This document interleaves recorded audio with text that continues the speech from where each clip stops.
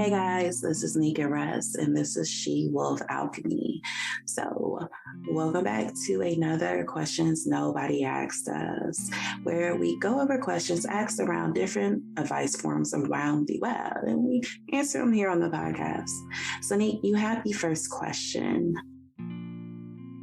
Yes. So, it says, I'm not the best at deciphering my own feelings, but until now, I've gotten along pretty well. Several months ago, I developed this crush on my now boyfriend. I got nervous around him and all of the usual normal crush symptoms. My feelings grew deeper as I talked to him more and more. And at that point, I think I told myself it was love. So he asked me out eventually, and I was so happy. But a month later, those warm, fuzzy feelings I got from him are gone. There is nothing left. And now I'm wondering if I never loved him, if it was only an infatuation that ended because I got him. Is this normal for all couples to feel this after only a month of dating, or is it just me? I've never been so confused. Is something in me broken? I mean, I've had several relationships before my current boyfriend, and I was never like this. I don't know what's wrong with me. And it can't be my boyfriend. He's amazing. He's kind and says a lot of sweet things and generally cares for me. Sometimes, though, I get really irritated or annoyed with him for little reasons, and I don't really feel bad about that after I'm done being irritated. He's so sweet, and this is how I repay him. How can I tell if what I'm feeling for him is truly love or something else?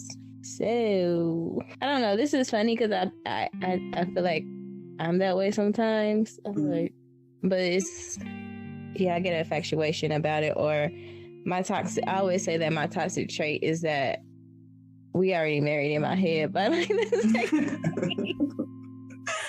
and have kids and a whole family and building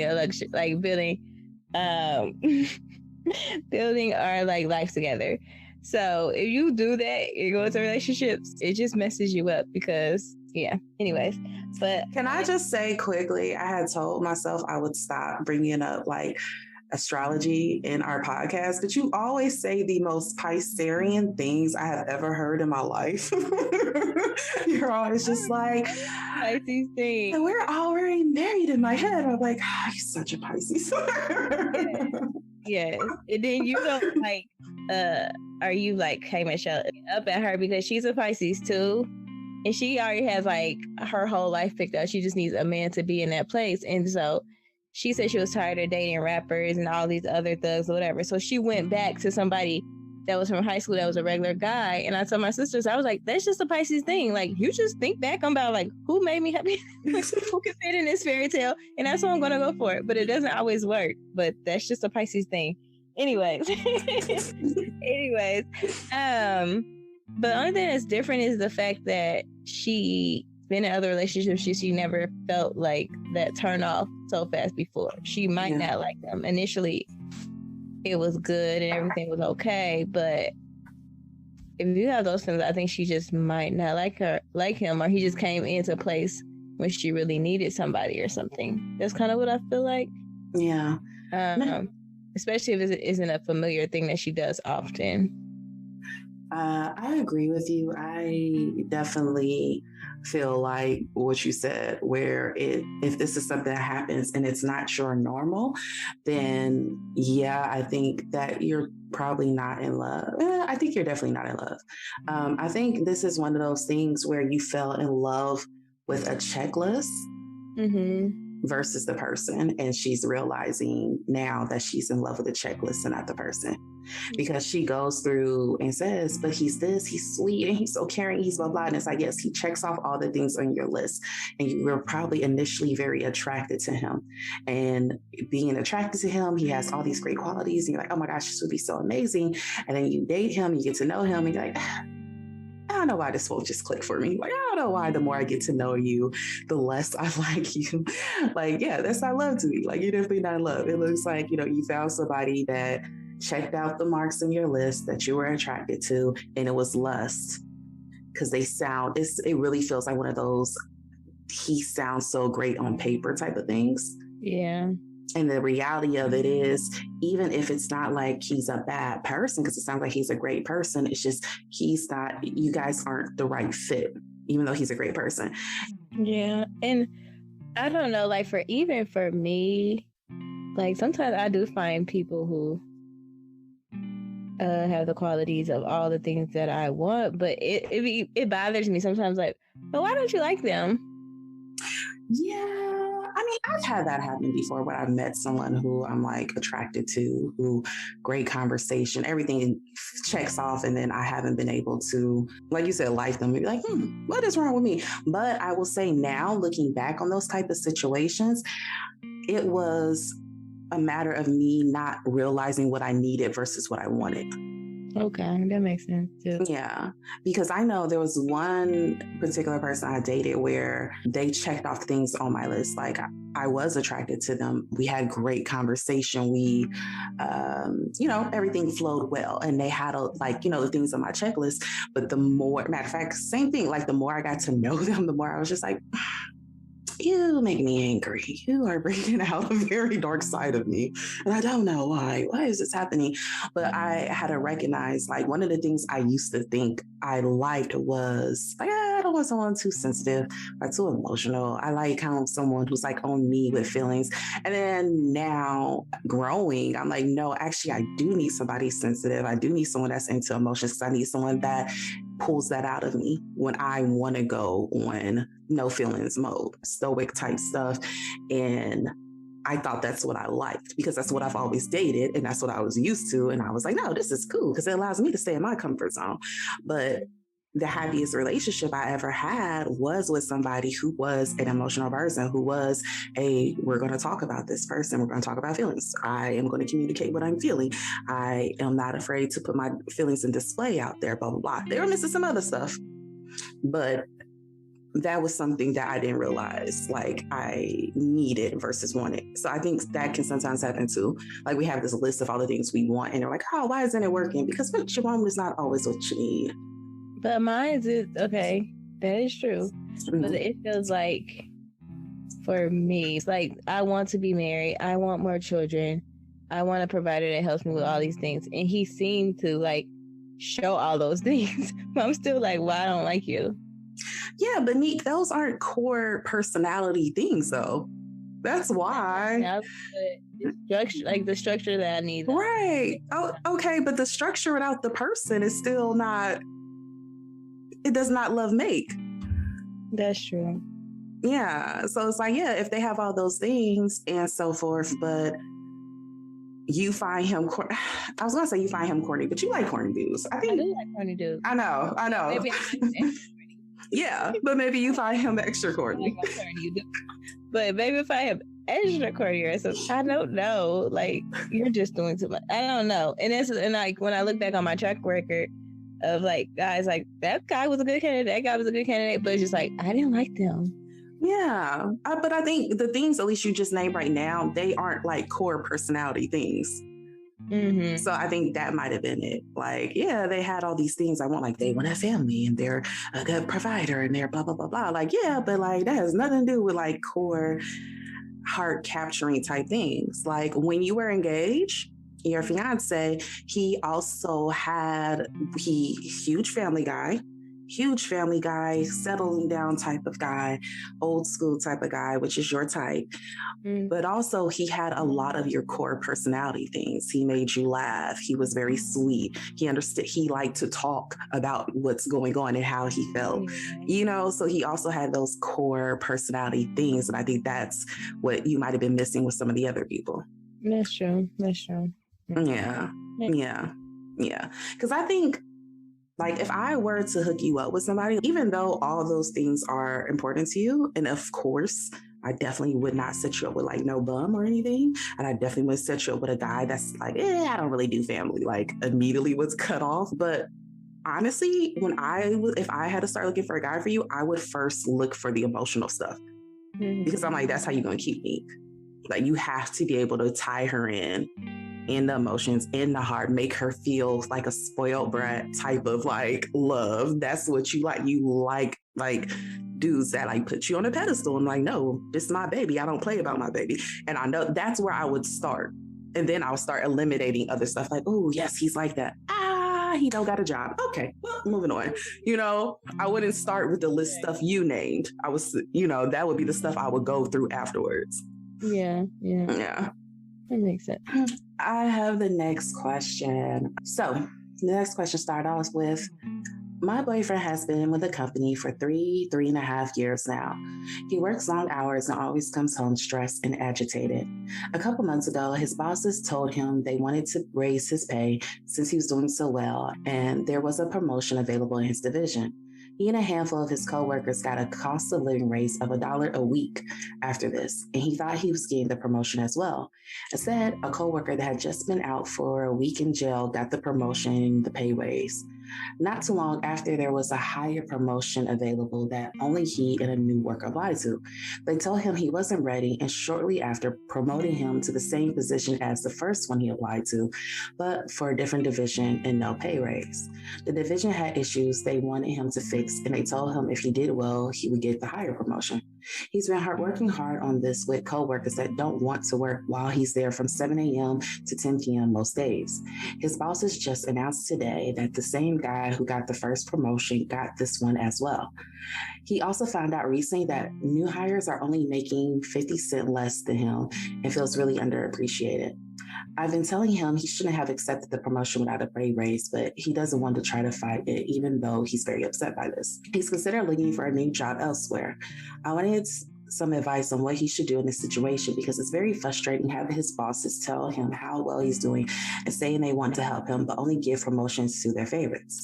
Should he stick with his job a little longer to see if it improves, or start looking around for something better? So he needs to start looking around for something better, for sure.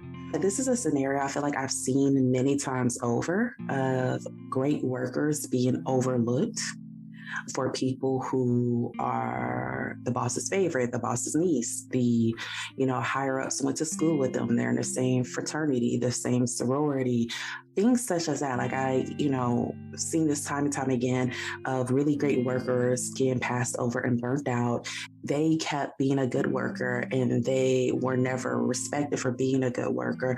And they kept putting in more effort, hoping that the company will realize how good of a worker they were and will finally pay off. But the problem is, even though that's what we're told in school, the harder you work, the more you'll be rewarded. That's not how it always works in the real world.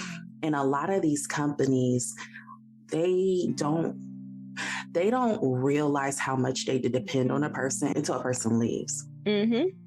I have had this happen to me, and I have had this happen to coworkers. I had a coworker who once had to sue the company we were working with because after over a decade of working with this company, they had still not given her a raise, though they technically had her doing like 3 jobs. And their argument was, well, you don't have a higher education. She had an associate's degree, and the position, I think, requires a bachelor's degree. And then all the other positions on the team required a master's. And so they were like, well, you're asking to be paid what everybody with a master's is going to be paid. That's going to create an issue, blah, blah, blah. But here's the thing. I was in a position with a master's degree and an associate license, and I could not do what she did. I did not have the connections that she had. I did not have the skills that she had. There's certain things, because she came in at the ground level and learned all these other positions and made the connections in the community to do that my boss couldn't do. Like, she had, if she left, they would have been in a world of pain. All of us would have been in a world of pain. But also, like, when you are that type of force, your presence is missed. Every time. Every time. So that's what I was thinking, like, with him, he just like, if they're not appreciating you, I don't like to be anywhere I'm not appreciated. Mm-hmm. And same like you, all my professional jobs, well, all of them, was like, oh, we didn't know that you did all that. Like, or they had to take over my clients that I had that I was telling them I need help with. Mm-hmm. Oh, you can do it. But when everybody else had to. Uh-huh. But after I left and they had to take on all the people, they was like, I did not know that it was that hard. I didn't know they were that challenging. But it's just like, they never appreciate you till you're gone. And it's sad, but we just got to show you that because you're not appreciating me and giving me what I need to stay here. Mm-hmm. So no, I don't never suggest stay anywhere you're not valued at all. Because it's not like they one day wake up without you leaving and realizing what they got. It's not like that. It's like when you tell a person who stays with a partner that cheats and treats them wrong all the time, and they just keep being more loving and they keep doing more. Okay, well, they cheated. Maybe I'll dress sexier. I'll cook more. I'll make myself more available. I'll ask them about their needs. I'll rub their feet, blah, blah, blah. And they're still cheating. And you're like, yeah, because they knew you were a good person when they cheated. And that didn't stop them from cheating. Them cheating has to do with them, not you. And it's the same thing with these companies. Them not appreciating you isn't because you're not doing enough when you're already a good worker. It's because that's how that corporate environment is. That's what that company culture is. And the only way they feel it is when you leave. Yep. And they feel it pretty hard too. All right, next question. So this sort of friend of mine, more acquaintance, I'm distancing myself from him, is violent. When I confronted him about it, he sort of partially blamed it on me, saying my trauma response of sexualizing myself and allowing people to cross my boundaries gave him mixed signals. However, he has also hit my other friend. He said it was a mistake, but I don't know what to believe. That's why I'm sort of distancing myself. Anywho, he desperately needs therapy, and I believe he genuinely wants to change for the better, but he's also afraid of change, like completely, and doesn't like the thought of meeting with professionals. It's so exhausting because he's generally a burden to my own mental health, but I still want restorative justice in place to heal him and mend everything his problems with aggression causes. But he isn't willing to take that help. Should I just leave it? What am I supposed to do? Any advice? After I have explored all options with you, helped you, gave you stuff to do, it's in your hands now. And I don't think he's even leaving any room for her to even be a friend. Because, I mean, for example, you tell me stuff or you give me stuff like you should do, like this might help you. If I do, that's up to me. But the thing is, I'm not beating you down with it. So it's just like, if he's doing all this extra stuff and belittling you and bringing you down, after you did all you can, you have to let that go. I don't know. Like, that's just me. Like, I have so much going on in life for somebody to bring my mental health down when I'm already going through my own thing. And you're not receiving my help and you're belittling me trying to help you. So that's just really overwhelming for me.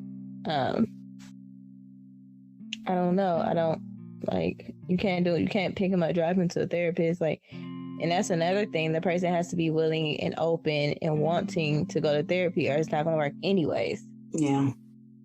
Nothing's never going to work if that person isn't ready to do that. Yeah. So it's just like, if you explored all your options, maybe he might wake up one day and was like, let me go.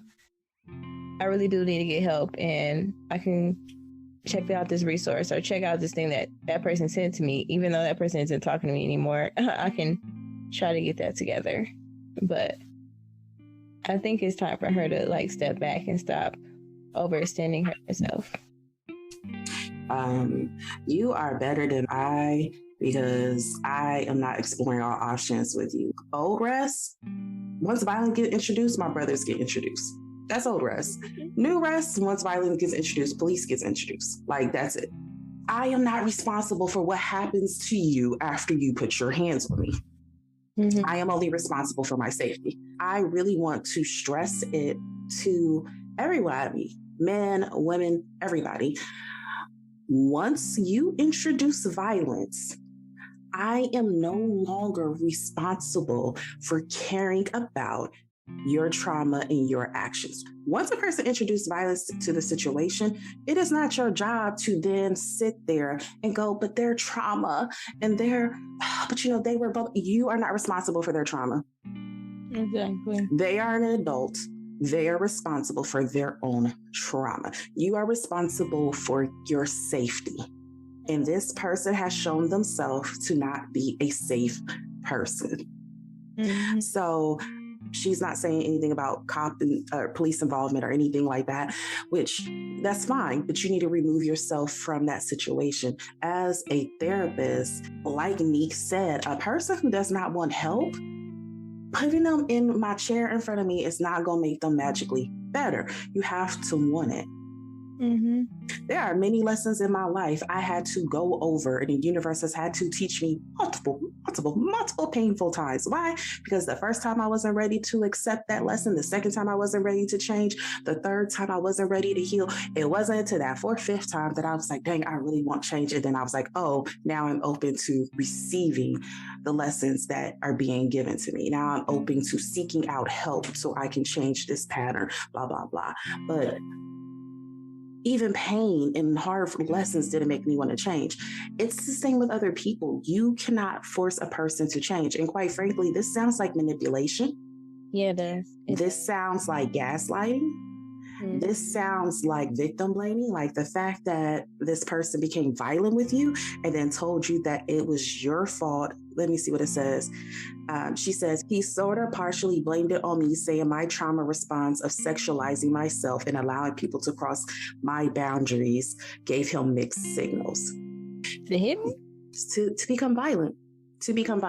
No. No violence. No, that is manipulation. You're probably not the only person. You and your other friend are probably not the only people he's doing it to.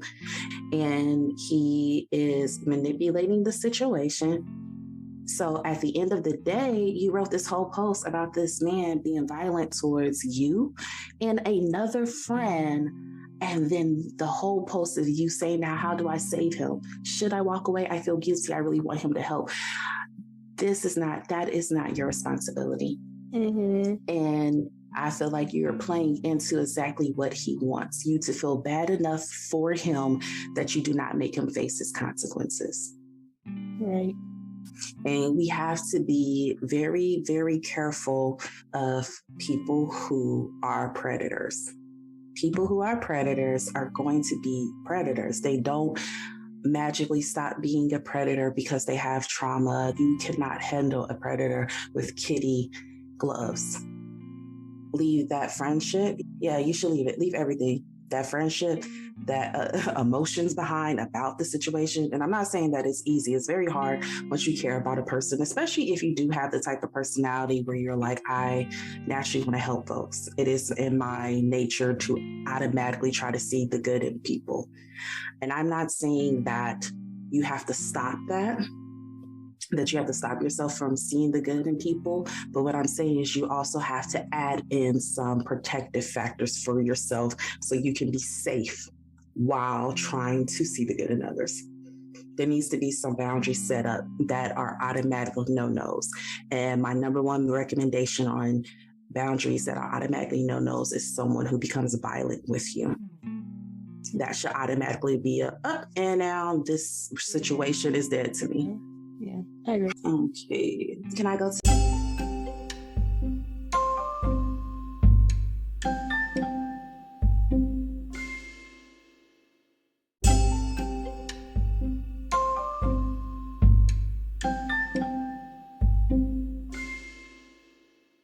The next one?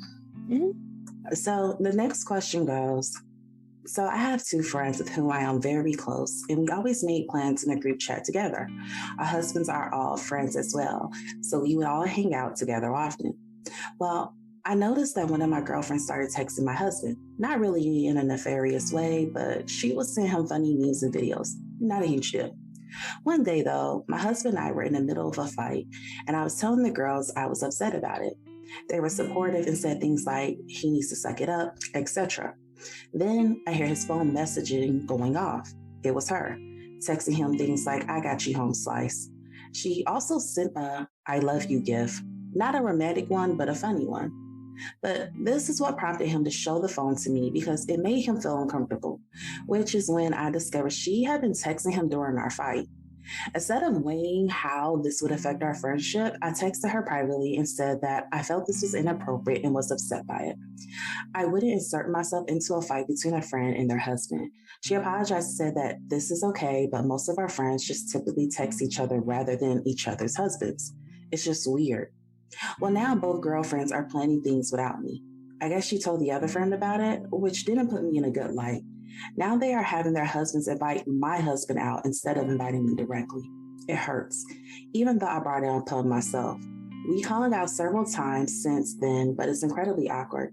I don't want my husband to lose his only close male friends over this, so I try to act like I'm not bothered by it. I have other very close female friends, but I really miss these women. We always had so much fun together. Do you think there's a way to repair our friendship? What would you do in this situation? I've apologized for calling out my friend and told her I was more hurt by her inserting herself into an argument with my husband and then the whole I love you inappropriate gift she had sent. I truly don't think she was hitting on him, and I regret ever having said anything. The situation really sucks. I feel like I'm back in high school. Any suggestions would be appreciated. That's a hard one. Girl, I'm so glad for the women in my life that I have been allowed to call friends, because none of my girls would be cool with this. None of my girls would have been cool with this. I have girlfriends who, one of my closest friends here, like, I love her partner, love him to death. Me and him joke all the time, like, okay, where my best friend at or whatever. I don't text this man. Right. I have never once in my life texted this man. And if I needed to text him, it would more be so through her, like, hey, I got this for him. What you want me to do? And her be like, oh, girl, just text him or something like that.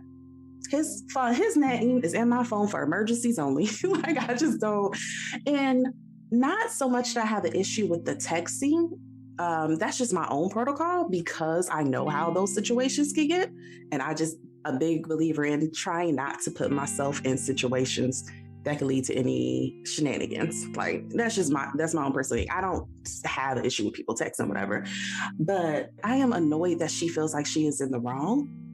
Yeah. Because I don't feel like you are. I feel like your friends are in the wrong. I feel like your quote unquote friends are a little shaky or a little dicey. And you need to take their removal as a blessing, because I do think that was a trust that was breached. If I consider you my friend and I am venting to you about something going on in my relationship, there's no reason why you should go behind my back to then let my partner know that I'm venting about them, what's being said, and that you got their back. Are these like his friend's wife? No, so she says they're all friends. She says, she starts off with the sentence saying, so I have two friends with whom I was very close. And so our husbands are friends as well. So I don't know who became whose friend first, but she started off like, these are my close friends. So that ain't right then, no. Yeah. The fact that he showed her, his wife, the message like, this is too much, that's enough right there. Mm-hmm. You're making him uncomfortable. Like, not only you're making him uncomfortable, I'm mad that she feels like I apologize. One, girl, why are you why do you feel you have to apologize? Yeah, I feel like you should not have had to apologize, and I feel like you were correct. Now, I don't know the tone that you came off on. Maybe you feel like your tone was too harsh, but I don't feel like it was inappropriate at all for you to be like, hey, this was a girl talk. You got out of girl talk to tell my husband what was being said and then let him know you had it back. And now that also would make me go back and think, okay, what other things have you been going behind my back revealing to my partner? But you want him? You have I don't get it. What was the motivation behind that? I don't know. But even she said she also, after saying, telling him what happened, telling him she got his back, and then telling him that she then sent him I love you gift. And she said it wasn't a romantic one, it was a goofy one, but it made her husband uncomfortable. And I'm like, I have a feeling that's not even the first time she's made him uncomfortable. I feel like it's been slowly building. And he was like, yeah, you send me I love you. And it just feels really like that sneaky, like, ha ha ha, I was just joking. I love you as a friend, ha ha ha, type of like, when you put LOL at the end to make it seem less serious, just in case people respond negatively. Right. That's kind of how it feels.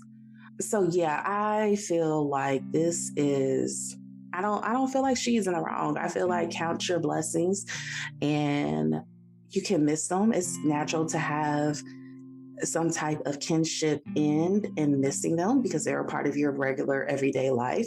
And that's fine. You'll get over it though. That's how I feel. But also I'm big on cutting people off. So keep that in mind. Nique, you like saving friendships. How would you handle this? I do, but it just sounds like it's more draining. Mm-hmm. It's more draining. I think the only reason she wants to also keep the peace is because it seems to be her husband's only friends or something. Mm-hmm. Mm-hmm. So it's not like a whole happy home when she's just there because her husband wants to be there. Yeah. Which makes it awkward for her husband. But after you did all you can just be cordial, I guess, and not. That's all you can be is cordial, but I wouldn't even really want to go around them anymore. Yeah, I agree. Well, also, I don't understand why the husband cannot hang out with the other husbands without their wives. With being there. Yeah. There. She could make that a bad thing too. Like, they don't want me around, so can you just hang with the husbands? Yeah. Like, I don't understand why that's an issue for that. And not so much her to bring up. The husband should have took over that. Nick, am I still toxic? Like I'm like about to say stuff and then I stop myself like, hey, is that normal? That might not be normal, Ress. But like in my head, I'm automatically like, also, I feel like as the partner, at least for me, I feel like if I had the situation where I was like in the husband's shoes of like, now y'all husbands are being mean guys or mean girls to my husband, that I would just automatically do that. Like, yo, I'm not about to go on this couple date with you without my husband. So if y'all don't want my husband there, cool. I'm not going. We can chill when it's a guy's night type of thing. Meanwhile, he's trying to put her into the middle or make her feel bad. And those old girls thing. Yeah. And I think the husband sounds like a good dude. He showed her when he felt things were inappropriate. He let her know. And I think that was really, really great. And it sounds like she doesn't have a problem with them still hanging, like she doesn't want to be that person, but it definitely makes her feel a way that they're being so immature. But I did want to throw that in there. Like as the partner, I think my initial response would be like, first of all, I'm not about to be a fifth wheel on a couple's date. That's one. Mm-hmm. And two, like I'm not about to ice my wife out. So now I have a social life that normally includes her. Right. And I know these people are purposely not including her and I'm still going along with it. Like that's not partnership to me. Yeah. Like you don't have to cut off the husbands, but you're not about to disrespect my partner and think I'm going to go along with it and not say anything. Yeah. He should have stepped up in there too, or he should have been like, I don't know. It's about to be like, oh, it's okay. I don't have to hang with them. I hope those are not your only friends, but. Yeah. I mean, and again, even if they are like, just hang with the husbands. Like I mean, I know you have too. Like I have been friends with people where either some of us didn't like the friend's partner or where someone didn't like one of the friend's partners and we kept it cordial because we loved the friend. We kept it cool. We didn't make it awkward. Right. Kept it cordial. Yeah, like don't get me wrong, it was definitely a group chat that they were excluded from. But like we kept it cordial to not make them feel awkward. Like we didn't want to mess up the homies situation at home. Yeah. Because when you real friends, that's what you do. You're like, yo, I'm not about to make it hard on them because I love them. And if they love them, then yo, this is what they about to do, I guess. But yeah. So like, it doesn't sound like the type of people I would want to be friends with, whether I was the husband or the wife, to be honest. Mm-hmm. But as the husband, if those are like your only friends and you feel like, well, they kind of feel like they have to go along with this because this is their wives, well, then we need to start hanging out, having guy time. We're just us. When can we just go get a beer? When can we just hang out in the man cave? When can we just go play golf? Whatever it is y'all do without them. And when y'all gonna do something with them, cool. Y'all two go along. And then that will be me and my wife's date night. That sounds like the best idea. Alrighty. So this is our last question. I'm currently in a long distance relationship. He lives and works in a remote area with limited cell service. It's temporary, and the kids and I will be moving up there by the new year. It sucks because even though I don't have long, every day away from him is like a week. I love him and he loves me, but I need more. Some days I want a friend, other days I want a special friend. I feel foolish for wanting this, but I am human. I assure you it's not about sex. It's about having someone that you can talk to about everything and for them to be available for me when I need it. I have a newborn, so I wonder if this is a postpartum thing, but I send my husband via text and I won't hear back for hours at a time. And we do FaceTime, the connection is shoddy and untimely. When we talk, we catch up on all important things, but there is no time for the simple, silly things. Any advice? I do think we should look into if it's postpartum, because that is a real thing. But another thing is, one, I want to say quickly that this was posted in October, this question. So them saying, I'll be moving up there in the new year, that's October. So it was only 2 months, and it's the middle endish of October. So they literally have like 2 more months before she was going to move up there with the kids. My response to this is like, just hold off and buckle down. If you are in love with the person and you care about the person, a 2-month wait is not worth ruining something special that you have. It is, I am not ignoring her feelings. I'm not denying her feelings. And I think there's nothing wrong with being a person who needs constant communication. And it seems like that was something they had. That was something that was a normal part of their relationship. It sounds like a relationship change. And if that's your normal relationship, you're like, that's just who I am. I need constant communication with my person. I need constant stimulation with my person. I do, y'all. I get that. But 2 months is bearable. 2 months is bearable to hold off. Don't create a Ashley Madison account. Don't flirt with nobody on Instagram. Just hold off and save up those feelings until you guys see each other and you're living together and talking and going back to your normal. That is literally my advice. I get it. No one's saying that that's not overwhelming. However, if it's literally just a matter of they're there from work, we already have a plan for me to move up there. It's literally only 2 months away and we are happy. And we do love each other. Like literally the only thing wrong is that I have to wait. And y'all married and y'all have whole kids in this situation? Girl, just wait. Like that's my advice. Girl, just wait. You're about to be there. Yeah, you're happy, you're married, y'all have kids, like everything's good. You just have to wait. Then just wait.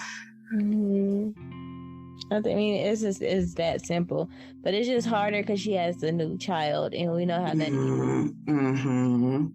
It could honestly be postpartum, or it could honestly you just want somebody around you when you get that kid. Oh yeah.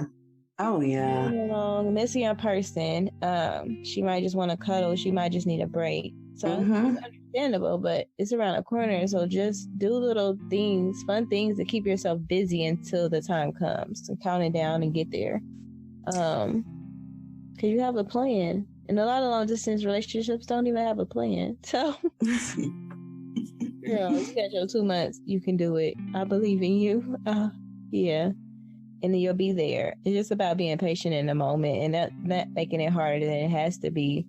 But still let him know your concerns and things you're still going through. But it's hard when they don't have the service either because she can't even vent to him when she wants to. Yeah. Definitely, I would see if that's something that could be worked on in the meantime. Like, okay, so let's go ahead and update this Cricket to AT&T. You know, like if FaceTime is spotty, okay, get on a laptop and Skype. You have to get kind of creative. But like Nique said, I do think like, yeah, postpartum might be a thing that might be something you need to check into because again, my hormones and emotions were still all over the place a year after I gave birth. Yeah. And scientifically, I think they give you up to like 2 years, isn't it? Where they're like, it might take 2 years for your hormones and everything to get back to normal. So that's a real thing. And that can be playing heavy on your emotions. And like Nique said, being alone with a newborn child, it can be exhausting and you start to miss other adults. Mm-hmm. I was only on maternity for, I think, 3 weeks. And during those 3 weeks, I was losing my mind because my daughter's father, he could only have, I think he had like a week off. Yeah. And he would go to work and I'd be like, please don't leave me alone with this child. But that was more so, that was a lot of me being just terrified because I was the baby of the family. I had never been around kids. I had never taken care of a newborn. I felt like someone should have made me take a class and pass a test first. So I was terrified. I was absolutely terrified. I was checking her breathing every 5 seconds. I was like, it was horrible. But also though, it was that feeling of like envy of, oh, you get to leave the house and go talk to other adults. Right. And I'm sitting here in the house, like not talking to anyone because when the baby is not awake, I am trying my hardest to get as much sleep in as possible. I am trying my hardest to wash myself, to hurry up and eat something that I did not have to microwave. Mm-hmm. And so it's something that could be something that I'm just missing having a person. And it's a very sensitive time. It's a very sensitive time. Like when you give birth, like you want to be loved on. You want to be reminded that you're still loved because you feel gross. You feel a mess. I know on TV and movies and stuff, like women are like glowing and they're like the happiest they ever been. But I don't know anyone that's how it was in real life. You know, you're happy you have your baby, but as a woman, like you feel gross and you kind of want somebody to remind you that you're still pretty and that they still love you and that you still look beautiful. And that like you deserve attention as well because you're no longer giving attention to yourself. You're getting all your attention to this newborn child. Right. And that can be exhausting. And then on the fact that I think did she have other kids too? So she said me and the kids. So I think there is other kids there. That's even harder then, yeah. Mm-hmm. Yeah, doing that with multiple kids sounds even harder because kids don't care about your needs at all. Kids don't care about your needs, and they shouldn't. That's not their job. Our job is to care about their needs. Their job should not be to care about our needs. That's putting adult responsibilities on them. There's other ways you can teach them to be loving, caring beings without them nurturing your needs. But with that said, with being alone with two human beings that are just like, gimme, gimme, gimme, I can see why you go into I just need somebody to give to me now. Yeah. And just a hug. Yeah. Yeah. Yeah, I totally get it though. Yeah. Yeah. But also I just want to say, like, the whole I thought she was going a different way when she said, sometimes I'll send a text and it'll be hours before they text me back. And I'm like, girl, sometimes that's texting me just because I have a job. That's how I text back. Like, it's hours. Yes. But I guess if it's been like a month or two, that can get annoying or whatever. But I really definitely thought she was going to go a different, like, it might be days. And I'm like, yeah, girl, I'm going to have attitude too. I'm going to be mad. I'm not going to cheat, but I'm going to be mad. But yeah, it seems like they are happy in every other aspect of their marriage and relationship besides this, I have to wait. And it could be so much worse. That sounds like still a really good situation because on top of that, you're getting ready to move. Yeah. And there's a plan to already move there. Wait it out, be loyal, be faithful. And I really think that's one of those things that your relationship can grow stronger through. I agree. Yeah. So that is all the questions that we have for today. Hopefully you guys enjoyed. Be sure to follow us on Instagram at SheWolfAlchemy. Wherever you're listening, please head over to the rating section and leave us a rating. Leave us a rating with some words. And other than that, you'll hear the sound of both Nique and my voice next Thursday. You guys have a great week. Bye. Bye.